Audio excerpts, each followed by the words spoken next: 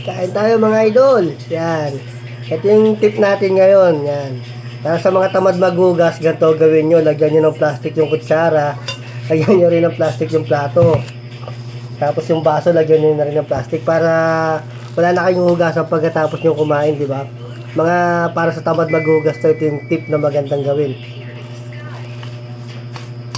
Wala kang hugasan, di ba? Malamang sa malamang, tipid kayo sa tubig.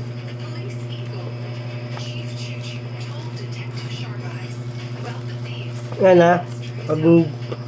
Pag napanood nyo to at nagustuhan nyo, gawin nyo mga idol. Talagang tipid na tipid ka sa tubig nito. Pagkatapos nyo kumain, tatanggalin nyo na lang yung plastic, hindi nyo nahuhugasan, di ba?